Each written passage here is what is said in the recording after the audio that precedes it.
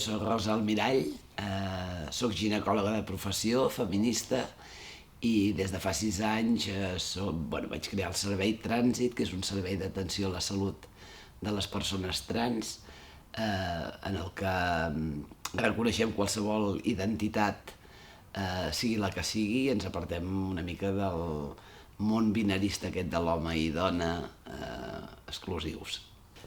Persona trans, encara que les definicions sempre probablement mai coincidiria amb totes les persones, en trobar una definició que fos acceptada per tot el col·lectiu de persones amb identitats de gènere no normatives, podríem dir que són totes aquelles persones que no se senten còmodes en el gènere que els hi han assignat al néixer, en funció d'una petita part del seu cos que serien els genitals.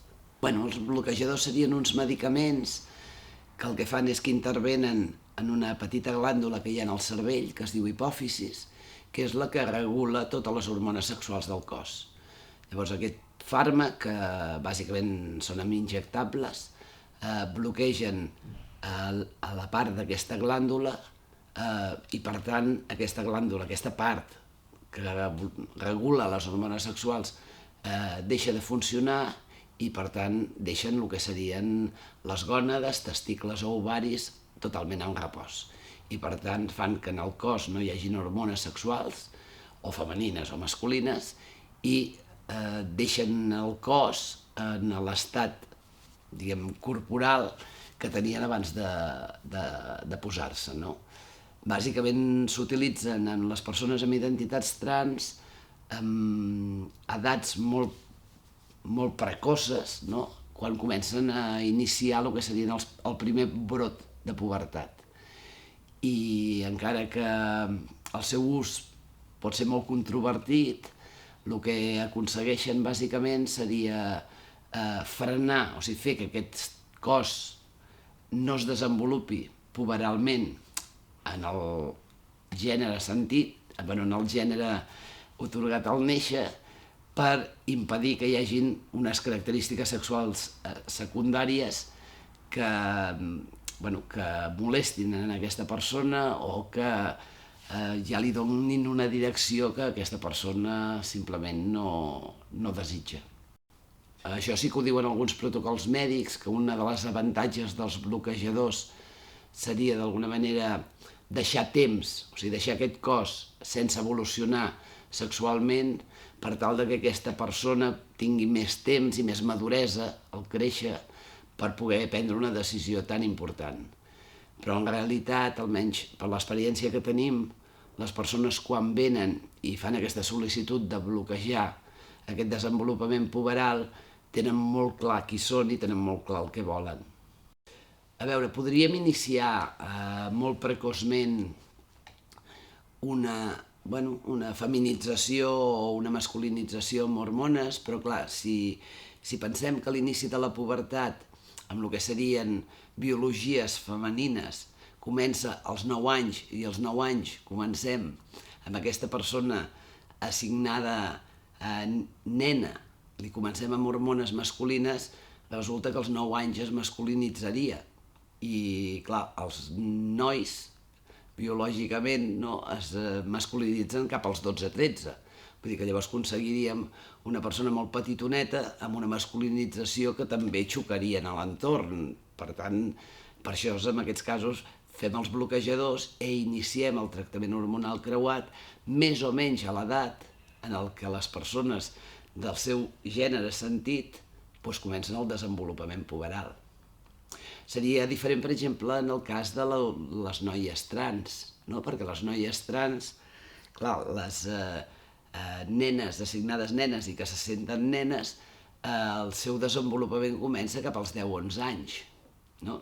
I com que la pubertat masculina comença cap als 12-13 anys, podríem iniciar tranquil·lament, i moltes vegades amb les noies trans no fem bloquejadors, perquè el que fem és que quan comencen el desenvolupament puberal ja podem donar directament hormones femenines i faran un desenvolupament relativament similar a les noies del seu entorn. El passing, aquest buscar que ningú sàpiga que té la teva que ets una persona trans, no? I que tens una identitat de gènere no normativa. És un desig, evidentment, que jo mai sé fins a quin punt és un desig personal, no? O simplement és la resposta a una societat en què no admet cossos diversos. A mi, en realitat, en una societat utòpica m'encantaria que hi haguessin persones amb característiques sexuals molt diverses, no? Amb masculinitats i feminitats coincidint, no? En el mateix cos, però jo crec que aquesta societat no està preparada a acceptar això ni a viure bé això, i per tant les pròpies persones trans això no ho viurien bé, no? Per tant, ho evolucionem molt com a societat, o és lògic que aquestes persones no vulguin veure mirades, no? que les ofenguin, o mirades de rebuig, i que vulguin d'alguna manera assemblar-se al màxim possible, no? Corporalment, a les persones que tenen identitats cis. I sap greu perquè a vegades és la búsqueda perenne, no? De buscar aquest cos que d'alguna manera biològicament té una sèrie de trets, no? I que a vegades és molt difícil que inclús amb hormones, inclús amb cirurgies, algunes de les característiques passin totalment desapercebudes, no? Sap molt de greu, la veritat és que sap molt de greu que hi hagi aquesta lluita pel passing, perquè genera molt malestar, inclús un malestar. A mi, per exemple, a la consulta m'ha sorprès molt a veure, per exemple, dones trans molt més femenines que jo i amb uns trets corporals realment molt més femenins que el meu, i amb aquesta sensació encara de que se'ls hi nota, que tothom ho veu, no? I això és una autopercepció d'incongruència d'alguna manera, no? Del seu cos, d'un cos absolutament femení, i crec que és simplement perquè elles saben la seva història, saben d'on venen, i els és molt complicat treure de la seva percepció aquelles parts, petites parts, potser de masculinitat que els hi recorden qui havien sigut, no? Sí, vull dir, és que l'estàndard de bellesa que hi ha en el nostre món de fet, és dolorós per qualsevol de nosaltres, no? Perquè difícilment ens apropem als estàndards aquests magnífics. El que passa que sí que jo percebo una diferència entre la gent cis i la gent trans, no? Perquè les persones cis busquen estàndards de bellesa, però jo crec que tenen més elements, almenys una part d'aquestes persones cis, per passar una mica del tema, no? Però quan una part de les persones trans realment s'exagera molt, no? Es necessita molt mostrar un cos o femení o masculí que no doni dubtes, que no deixi dubtes pels demés, no? I fan uns esforços tremendos per entendre i per saber, però en realitat a vegades diuen moltes tonteries. Però això es passa en tot el col·lectiu. Per exemple, moltes dones trans jo crec que fan molt de mal a moltes dones trans, no? Amb una sèrie de falses creences, estereotips, i que dius, no és real això que dieu, no? Però això passa en tots els termes, no? I els pares també, en aquest autoargumentar el per què no, les avantatges, els inconvenients, i fer anar els arguments cap a el que els interessa o interessa als seus fills, moltes vegades diuen coses molt equivocades. Però és que és molt difícil fer contenció emocional quan tens un fill trans.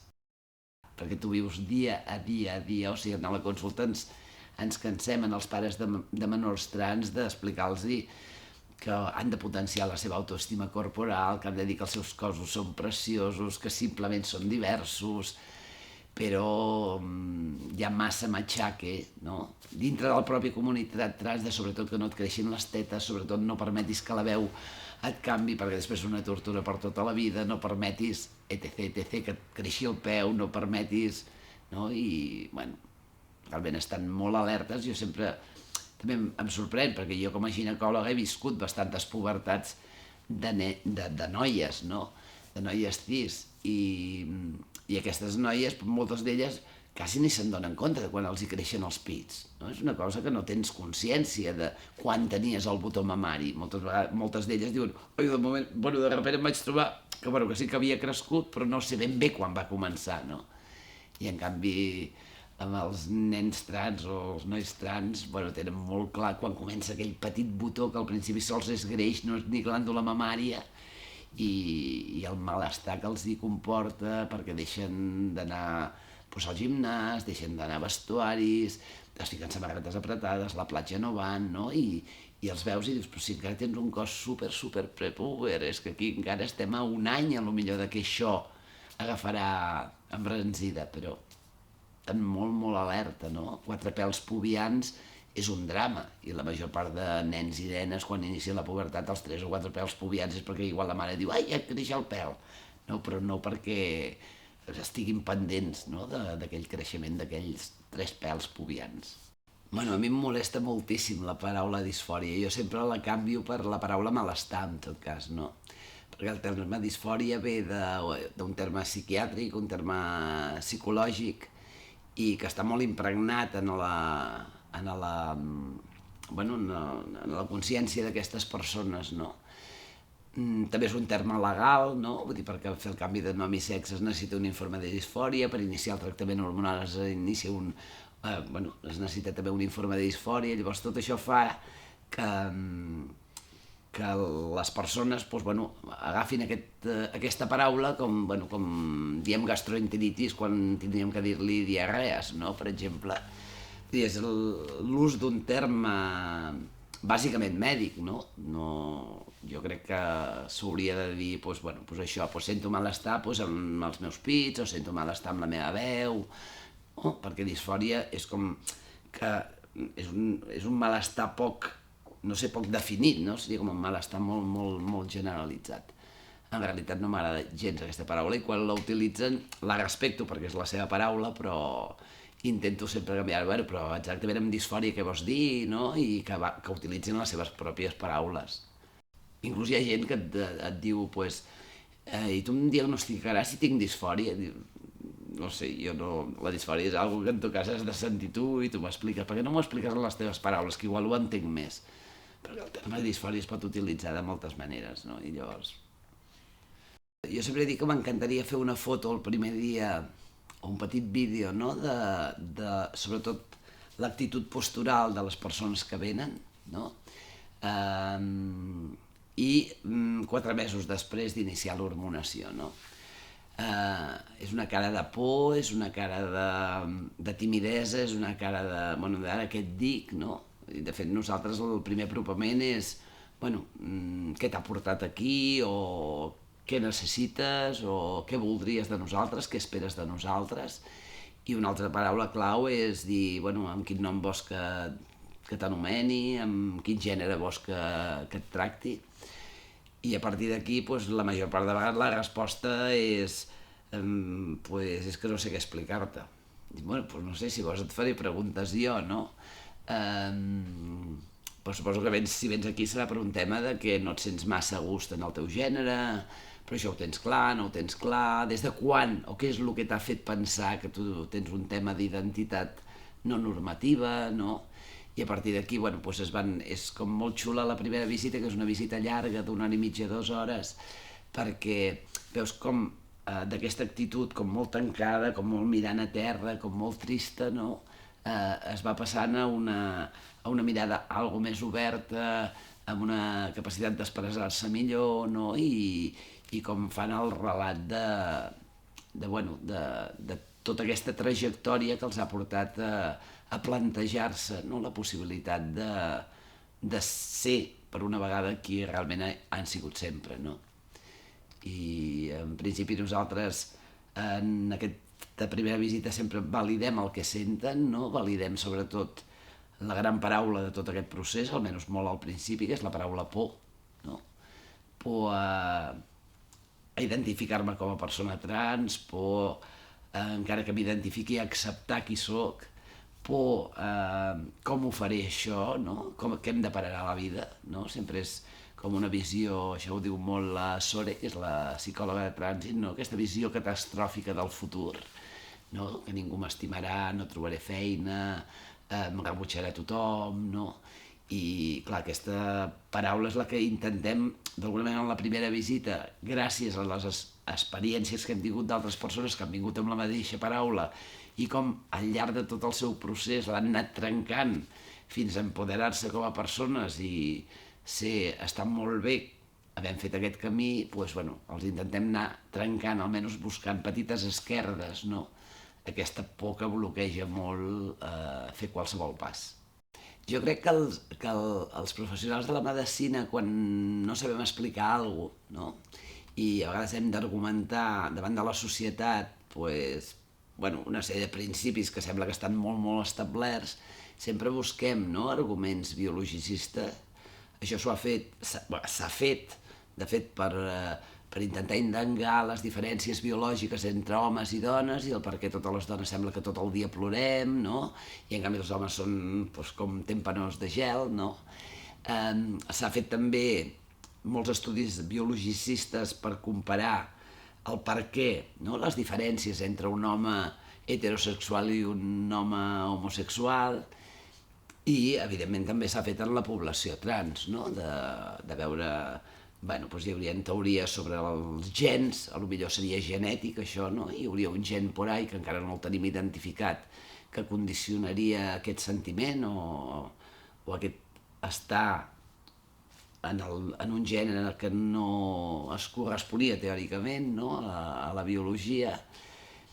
I, de fet, s'han fet ressonàncies magnètiques per veure si hi ha alguns nuclis cerebrals que poden ser diferents i que en els homes trans es corresponen més o són més igual dels homes cis que els de les dones, etc. No? També hi ha la gran teoria, no?, que totalment difícil de demostrar, i és que, bueno, que la impregnació de les hormones en el moment de l'embaràs podria fer que, bueno, que el cervell es desenvolupés, no? Com si l'identitat sapiguéssim que està en el cervell, que tampoc sabem on està, no? Que el cervell es desenvolupés en un gènere i la resta del cos biològicament anés cap a un altre gènere, que això en la teoria de les hormones no té massa explicació, no? Llavors, és veritat que és un argument que ha facilitat també una certa acceptació del fet trans per part de la població, per part de l'entorn afectiu i familiar de les persones trans. Clar, si a un metge li diuen uns pares que això és biològic, és com si et diuen que el teu fill és diabètic. Alguna hem de fer, i si hi ha un tractament, el fem, no?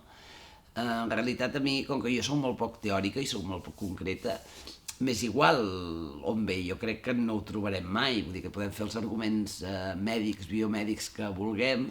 A mi el que m'interessa és aquella persona en quin moment està del procés, què necessita, com acompanyar-lo, aconseguir que el seu entorn, el més immediat, el familiar i l'afectiu, pugui entendre quan fort és aquest sentiment i també l'acompanyi adequadament i si necessita tractaments hormonals, iniciar tractaments hormonals, si necessita una miqueta socialitzar-se a l'escola en el seu gènere sentit, assessorar una miqueta el professorat perquè entenguin que no és un joc, entenguin que no és una cosa que desapareixerà avui per demà, etc., i facin un bon acompanyament, no? La teoria biologicista sempre ens agrada molt donar explicacions, encara que no les puguem demostrar, no? I crec que sí que ha facilitat, probablement per moltes de les persones trans, potser no ara, però fa anys, i per persones del seu entorn, que es resignessin d'alguna manera a dir, és que si és biològic, jo no hi puc fer res, no? I llavors això treu una certa culpabilitat. No sempre dic el mateix, perquè cada família és un món, no? I hi ha persones... hi ha famílies que venen ja havent fet tot el procés, és a dir, han viscut tota una sèrie de peticions per part d'aquest petitó o petitona, les han anat deixant fluir, les han anat acompanyant, i venen, que realment no sé molt bé per què venen, perquè de fet ja han fet la socialització a l'escola, a l'entorn familiar, i a vegades jo crec que venen perquè els hi diguem que ho han fet bé, no? Que de fet és el que els hi diem, perfecte, ara ja ens coneixem, tenim fitxa, algunes vegades sí que venen preguntant alguns temes hormonals, no? I, clar, venen les famílies que venen bueno, diguem que tenen un nen i nena trans, doncs sí, pot ser que estiguin esperant que els diguis que no ho és. De fet, la major part de famílies venen una mica a dir confirma'm si ho és o no ho és, no? Cosa que nosaltres sempre els diem que nosaltres som incapaços, que qui coneixen més en aquesta personeta són ells, no? I que per tant, bueno, que ens expliquin una mica quines coses els hi fan pensar que sí, que no, i bueno, els hi fem sobretot reflexionar en que hi ha coses que en una societat que la policia de gènere actua des del mateix moment de néixer, bueno, com a mínim són sorprenents, no?, que succeeixin repetidament i amb una constància, no?, per part d'aquesta personeta de fer una sèrie de peticions que no es corresponen amb les que serien les més habituals de les persones del gènere, no? També els expliquem o parlem molt del que és l'expressió de gènere, no?, i del que seria realment un tema d'identitat trans, no? I a vegades els hi donem estratègies, no?, perquè petitons que sí que donen pistes però que tampoc acaben de dir clarament qui són, moltes vegades perquè ja han assumit que l'entorn no acceptarà que els hi diguin, doncs a vegades els hi donem estratègies o petits jocs o petites maneres de fer perquè aquesta personeta de manera indirecta ho pugui dir. Perquè clar, és molt fort. Per exemple, famílies que venen, no? Nanos de no, és que per exemple, una nena trans, no?, que sempre que quan surt de l'escola arriba a casa, es vesteix i li han deixat de princesa, que es pinta les ungles, que l'endemà al sortir per anar al col·le es treu lo de les ungles perquè ningú ho vegi. Clar, ja ha entès que això no està bé. Llavors, clar, mai et dirà és que jo sóc una nena, perquè porta potser 6 anys, 7 anys, 8 anys, que li diuen no, perquè tu ets un nen. Pintar-te les ungles pots pintar-te, però ets un nen, no? Llavors, clar, com una personeta que porta 6 anys dient-li que no, et dirà un dia, et vindrà i amb tota la seva serietat et dirà mira, jo sóc una nena, no? Llavors, sobretot, hi ha molts de jocs i estratègies que hem anat dissenyant conjuntament amb els pares moltes vegades. No? Tenim la motxilla secreta, on ficarem les nostres coses secretes i un dia farem un viatge secret a un lloc on ningú ens coneixerà i aquell dia serem qui volem ser, o tenim un joc també de penyores, que tots ens canviem el nom i el gènere i ens hem de tractar amb el gènere no? I als pares els dic, quan serà la primera vegada que si hi ha un grup de pares i de nens i tal, aquesta personeta sense amb tota normalitat l'anomenaran amb un nom i amb un gènere que és amb el que se sent, i mireu-li la cara, i en general és brutal, no? Els pares diuen, és que s'ho va passar superbé en el joc, era la que més participava, tal, no? Llavors es tracta de quan acaba el joc, al vespre ens ho hem passat bé, oi, t'has equivocat, jo m'he equivocat, tal. I t'agradaria que això passés a la vida real, que és molt més fàcil que preguntar però tu ets un nen, però tu ets una nena, perquè clar, si li preguntes a una personeta que t'ha donat 1000 pistes de coses que sent i tu li has anat rectificant durant 6 anys, és molt difícil que espontàniament et digui jo soc un nen o una nena, o si li preguntes això molts pares ho diuen, no? Que quan alguna vegada li han preguntat, però tu voldries ser una nena? Els agafa un atac de ràbia tremendo, no? Perquè diu, per què em preguntes això si portes 7 anys diguem-me que jo no puc ser això? I que no ho soc. De totes maneres, jo també he de dir que molts dels pares que venen inclús superbloquejats i esperant que els diguem no i no feu res i tal, després d'una visita d'una hora i mitja surten, moltes ens ho diuen, no? És que després de parlar amb vosaltres ho hem vist tot d'una altra manera. Ho hem vist tan clar, no? Vull dir que fan cursillos acelerados, no?, a trànsit, i moltes vegades això també nosaltres els enviem a altres pares que hagin passat el mateix, no? De dir, mira, la major part de pares han passat processos com el que estàs passant tu, de confusió, de negació, no sé, parla amb altres pares que ja estan més evolucionats i que et diran que ells van sentir el mateix i tot el que han guanyat gràcies a fer el pas, i sobretot tot el que han guanyat els seus fills, filles, no? Vull dir que jo crec que és admirable, la tasca d'aquests pares acompanyant des de moltes vegades el desconeixement, però des d'un respecte absolut i amb un esforç brutal per, per superar alguna que no és tan fàcil de superar. Cada vegada hi ha més estudis, però hi ha molta mancança d'estudis, perquè molts dels estudis que ens diuen, per exemple, els efectes a llarg plaç, són estudis que potser és un seguiment de persones de 16 anys d'evolució, vull dir que amb tractament, que ja Déu-n'hi-do, però persones amb dosis diferents, amb medicaments diferents, potser amb operacions diferents, perquè no és el mateix els tractaments hormonals en persones que encara mantenen les seves gònades, testicles i ovaris, o si estan operades, vull dir que és un batiborrillo d'aquells tremendíssim, i mèdicament pots treure'n algunes conclusions, però no tantes, no? Per tant, a veure, tampoc és la primera vegada que passa a la medicina, això, no? Per exemple, quan les dones vam començar a prendre anticonceptius va passar exactament el mateix. O sigui, en els anys 78 o 80, quan es van legalitzar aquí a Espanya, hi havia molt poc coneixement i de fet, ho preníem una mica com a conillets d'Índies, no? I després, 40 anys després d'aquells moments, sabem que aquestes hormones són molt adequades, que excepte que hi hagin factors de risc mèdic cardiovascular o que hi hagi un estil de vida amb molt de tabac i tal, poden donar problemes, però en general en aquest moment s'entén que es podrien prendre anticonceptius pràcticament durant tota la vida reproductiva en persones sanes sense cap tipus de repercussió, no? Llavors, clar, nosaltres davant del desconeixement, que sempre l'admetem, no?, i que ens enfada molt quan des de la medicina o des de la pròpia comunitat trans es fa com terrorisme mèdic dient que passaran coses enormes que realment desconeixem, sempre potenciem molt el que serien els estils de vida saludable, no? Vull dir, sempre potenciem el no utilitzar tòxics, el no tabac, el ser moderat amb l'alcohol, el fer una dieta sana, el fer exercici, no? Vull dir, i clar, amb els adolescents, per exemple, amb els menors, ens va molt bé perquè encara estan en una fase en la que no han iniciat tot això, no? Llavors, no ho utilitzem com a amenaça de dir és que si fas això et passaran coses gravíssimes, però sí que els diem que si realment donen valor al camí que estan fent i que aquestes hormones les necessitaran, que com més sans siguin en tots aquests aspectes, menys probable és que tinguin algun tipus d'efecte.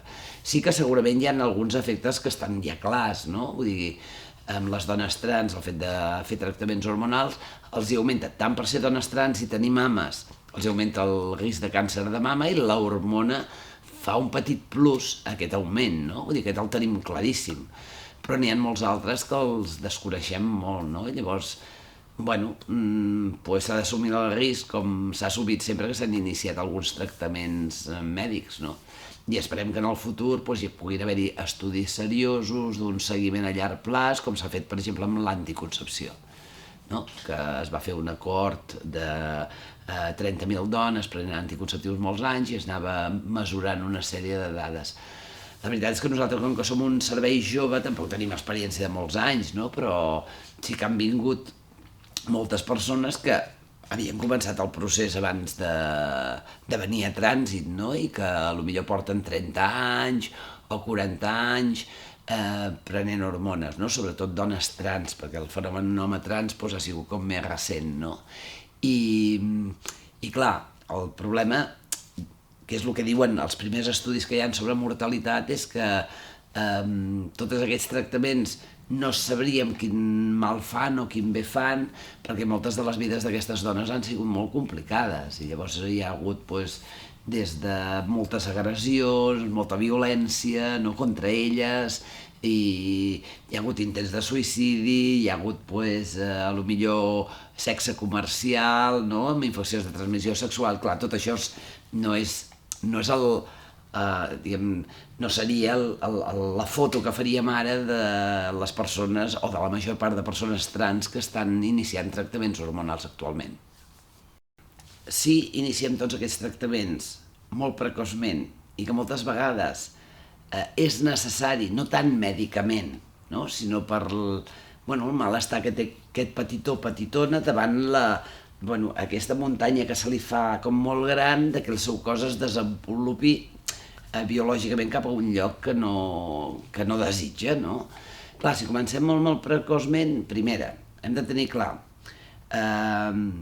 que si comencem abans d'iniciar la pubertat, ja siguin bloquejadors o amb tractament hormonal creuat, en aquestes persones els hi neguem d'entrada el dret a decidir, no? La possibilitat de decidir reproduir-se o no, biològicament, no? Això ja és algo que, i és una decisió molt dura a vegades pels pares, quan els hi dius aquesta desavantatge, no? És dir, bueno, si comencem aquest camí, que et pot rectificar potser en algun moment donat de la seva vida, no? Parant el tractament i veient si es desenvolupa almenys el que seria el testicle o l'ovari, doncs podria, potser, no he viscut jo aquesta experiència, però podria ser que comencés amb bloquejadors, tractament hormonal molt precoç, i al cap de 10 anys doncs aquesta persona que ja està socialment integrada en la seva identitat sentida decidís deixar el tractament i potser en aquell moment s'iniciaria una certa maduració d'aquest testicle o d'aquest ovari, no? Però d'entrada, actualment, hem de pensar que aquest dret a decidir reproduir-se o no, que és un dret humà, probablement el perdrem. Amb les tècniques reproductives que tenim ara, no? Perquè les tècniques reproductives també és una que evoluciona molt i és probable que d'un testicle o un ovari immadur, dintre de 20 anys es pugui aconseguir, no? Una cèl·lula que pugui donar vida, no? Llavors, en el cas dels nens trans, potser és l'únic que perdem. La desavantatge més gran és aquest perdre el dret a decidir reproduir-se. No hi hauria cap altre efecte, en principi, fins on coneixem. Amb les nenes trans és molt diferent, vull dir, perquè perdem, per una banda, el dret a decidir reproduir-nos, però per altra banda, el fet de que no es desenvolupi aquest testicle, no es produeixi testosterona, farà que aquests genitals quedin en un estat prepuberal, o sigui, en un estat infantil. I això es planteja tota una sèrie de qüestions respecte als dubtes del desenvolupament de la sexualitat d'aquestes persones, per una banda, no? I, per altra banda, també té una desavantatge, almenys amb les tècniques que tenim ara, en quant a si en algun moment donat aquesta petitona desitja fer-se una vaginoplàstia, fer-se una neovagina, si realment hi haurà teixit suficient per poder fer una vagina adequada, no? En un moment donat em va fer molta gràcia i jo penso que és alguna a transmetre a les nenes trans, no? Perquè va venir a la consulta una nena de 5 anys, no? Que ja havia estat socialitzada com a nena feia un any, era superfeliç, no? Però la mare em va escriure dient que portava com una etapa o una temporada com molt neguitosa amb el tema de que es volia operar, que quan es tallaria el peni, etc. No?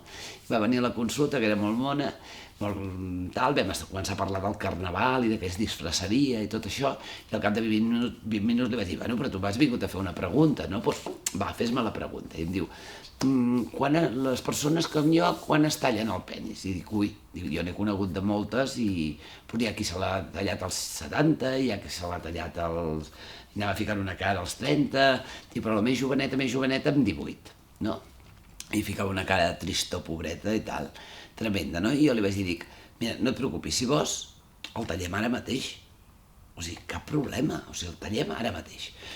No ho diem a ningú, jo agafo ara, ficaré una mica d'anestèsia i el tallem. Dic, però què aconseguiríem tallant aquest penis, no? Dic, perquè jo crec que tu no vols sols tallar el penis, tu vols que aquí també hi hagi una vulva, no? Dic, clar, si tallem el penis no hi haurà vulva ara, però és que no n'hi haurà vulva mai, no? I li vaig dir, dic, és que aquest penis l'has d'estimar molt, per molt que et molesti en aquest moment, l'has d'estimar molt perquè sols si estimes aquest penis i el deixes desenvolupar, podrem fer d'aquest penis una vagina de la que disfrutis si tu vols disfrutar-la, no? I es va quedar així tota parada, no va ficar una cara de llos, no sé quan li durarà, no?, aquesta explicació, però com a mínim se'n va anar, és que l'has d'estimar molt i és el teu tresor, o sigui que conserva'l, deixa'l desenvolupar, i jo penso que són les cosetes que els pares haurien d'aprendre a dir als nanos en comptes de dir-los, no, quan tinguis 18 anys t'ho pararàs, perquè llavors no fan ni que visquin bé tot aquest període en què tenen un penis que potser s'està desenvolupant i a més hi ha un objectiu que està superllunyà, no? I que potser tampoc no ho podran fer ni tan sols als 18 anys, no? Per tant, jo penso en els petitons els hem d'explicar clarament el per què esperem, que no és un caprici esperar, que aquest òrgan és molt important, no? Que inclús, vull dir, hi ha personetes d'11 a 12 anys també fiquen el tema de la sexualitat, no? De dir, no desitgis que no hi sigui abans d'intentar experimentar què et dona, què t'ofereix, no? El plaer que et pot donar, etc. I, bueno, anem intentant lluitar per això, no? Perquè estimin el seu cos i perquè sàpiguen que no és una anomalia tenir això i que potser algun dia els hi pot suposar un avantatge. Perquè en el cas de que sigui petit, també amb les tècniques d'ara, que jo estic convençuda que dintre de 10 anys ja es faran implants amb pèls de pell o alguna cosa i probablement la medicina trobarà una solució. Però és que per mi l'important no si hi ha o no hi ha solució, sinó anar treballant perquè considerem que aquesta part no és odiable, sinó que és un bé tenir això probablement pel seu futur. Amb els petitons és molt difícil, és molt més fàcil. A veure, és molt més fàcil parlar de tot això amb persones de 20 anys, de 25, de 30, no? Que ja han experimentat, que jo a molts dels pares també els dic, pensa que totes les persones trans adultes que venen, o sigui, a partir dels 15 anys, per fiar alguna cosa, han passat aquesta pubertat i no ha sigut tan terrorífic. Per què a vosaltres us fa tanta por? Per què us fa tanta por que passin aquesta etapa que moltes de les persones adultes han viscut i algunes les han viscut molt malament, altres medianament malament, però, clar, quan saps que la medicina no et pot oferir res, o sigui, abans de per exemple, l'inici amb bloquejadors, doncs t'has d'aguantar, no? Els protocols mèdics deien que no es podia començar el tractament fins als 16 anys, doncs punto, ja està, doncs és així, no? Clar, a mesura que la medicina posa més possibilitats, crea també més necessitats, no? Si, per exemple, si en aquest moment la vaginoplàstia donés els mateixos resultats que donaven les primeres vaginoplàsties que es feien a Casablanca en els anys 50-60 com a molt, doncs evidentment no superaria ningú, perquè la gent s'hi jugava la vida. S'hi jugava la vida, tenia evidentment una sexualitat absolutament nul·la, moltes complicacions, etc. No? Però quan la medicina promet, no, una possibilitat de normalitat, és com molt difícil lluitar-hi. I els nens i nenes i les famílies de menors trans, en general, encara que alguns d'ells fan l'esforç, no, d'obrir mirada respecte als cossos i a les identitats, tenen aquella personeta cada dia que els està dient que allà no està bé, que allà no està bé, que allà no està bé, i tot això pressiona cap a un camí que a mi em sap molt de greu, perquè jo veig moltes persones que fan transicions als 40, als 50, inclús als 70, als 80, i que viuen el seu cos amb molta més normalitat, no? I llavors, però bueno, els petits, a més estem en la societat que als petits, als pares els hem donat una educació de lo quiero ya mismo, y te lo puedo dar todo, no? I són demandes molt, o peticions molt de necessito això i vull això i tal, i els pares tots una miqueta de cul donant el que, perquè no tingui malestar, sobretot perquè no tingui malestar, no? I tot el discurs aquest del suïcidi d'adolescents, no? Del percentatge de suïcidis, i això els agòbia moltíssim als pares, els hi crea una angoixa i creuen que fent aquest camí dels bloquejadors i el tractament hormonal solucionarà tot, quan no és veritat. O sigui, no és veritat, perquè aquesta persona serà trans tota la vida, no? I es plantejaran nous reptes quan vulgui tenir la primera parella sexual, quan s'enfronti a l'inici de les relacions afectives sexuals. És un camí, no? I aquest camí és... no el pots obviar, o sigui, pel fet de donar bloquejadors i tractament hormonal, i encara que l'aparença externa es pugui adequar més a lo que siente aquella persona, no deixa de ser trans, amb una sèrie de peculiaritats en tot el seu recorregut de vida que aniran sortint. S'ha d'intentar aguantar-los al màxim, que tinguin altres models, que tinguin altres exemples, i és molt, molt necessari que hi hagi en l'imaginari de totes aquestes persones existeixin, amb els seus cossos reals, no amb els seus cossos modificats i tal. Però estem lluny d'això, perquè bueno, estem en la societat de la normalització, no? Per més que reivindiquem la diversitat i que pongamos quatre eslòganes a l'hora de la veritat, ens impacta a tots perquè realment no els veiem aquests cossos per tot arreu, no? Però en una societat en què vol cossos normatius no pots fer d'aquests petitons herois, ni els pares herois.